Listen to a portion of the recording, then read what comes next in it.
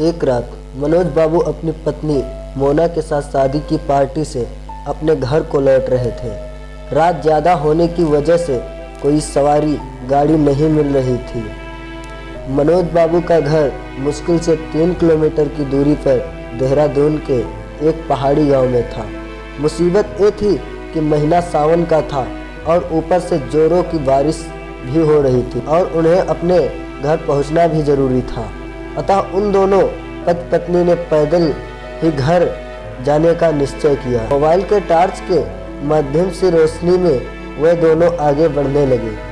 वह अपने आधी दूर ही गए थे कि जोर से बिजली चमकी और बिजली की रोशनी में एक औरत का साया दिखा जो एक उनके सामने खड़ी थी। इस सुनसान सी सड़क पर रात के अंधेरे में अकेली औरत को देखकर उन्हें डर लगा और मन में तरह तरह के विचार आने लगे कि कहीं ये कोई खैर जो देखा जाएगा।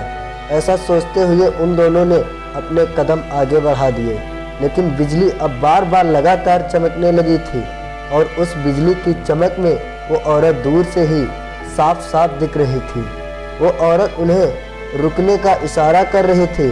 उसे देखकर मनोज बाबू की पत्नी की तो हालत खराब हो रही थी, लेकिन मनोज बाबू को अब लगने लगा कि औरत शायद कोई मुसीबत में है। मनोज बाबू जब रुके तो वो औरत उनसे हाथ जोड़ते हुए बोली, भाई साहब प्लीज़ मेरी मदद कीजिए। तेज़ बारिश और पहाड़ी ढलान होने की वजह से मेरी गाड़ी का एक्सीडेंट हो गया है। मेरी गाड़ी इस पहाड़ी ढलान से नीचे गिर गई है। उसमें मेरी 1 साल की मासूम बच्ची है। प्लीज़ आप दोनों उसे बचा लीजिए। इतना कहते ही वो औरत आगे चलने लगी। चाहते हुए भी मनोज बाबू अपनी पत्नी के साथ उस अजनबी औरत के पीछे पीछे चलने लगे, लेकिन एक अनजाने भय से उन दोनों का दिल जोर जोर से धड़क भी रहा था। जैसे ही वे दोनों पहाड़ी से नीचे उस गाड़ी के पास गए तो उन्होंने देखा कि गाड़ी में एक प्यारी सी मासूम बच्ची रो रही है। मनोज बाबू ने बच्ची को गाड़ी से निकाला तो पाया कि बच्ची बिल्कुल ठीक है। मनोज बाबू ने उस बच्ची को अपनी पत्नी की गोद में दे दिया। फिर मनोज बाबू को लगा कि ड्राइवर की सीट पर भी कोई है। जब वो आगे जाकर देखे तो उनके होश उड़ गए, क्योंकि ड्राइवर के सीट पर वही औरत खून से लथपथ होकर मरी पड़ी थी। मनोज बाबू को अब सब कुछ समझ में आ गया था।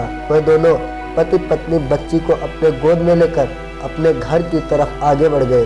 रास्ते में उनकी पत्नी ने उससे पूछा वो औरत कौन थी, फिर वो औरत दिखाई क्यों नहीं दी, कहीं वो कोई। मनोज बाबू बोले वो एक माँ थी। माँ मर कर भी अपने बच्चों के लिए तड़पती है, जो वही एक माँ थी वो। मनोज बाबू की एक कहानी सुनकर मेरी आंखों से आंसू निकल गए। और दोस्तों, अगर कोई मुसीबत में हो तो उसकी ज़रूर सहायता करें। क्या पता हमारी एक छोटी सी कोशिश किसी की ज़िंदगी में बहार ला दे। ये छोटी कहानी हर एक माँ की ममता को समर्पित करती है। और ये कहानी आपको कैसी लगी आप कमेंट बॉक्स में ज़रूर बताइए। और चैनल पे पहली बार आए तो सब्सक्राइब करें। अगर वीडियो पसंद आए तो वीडियो को लाइक करें।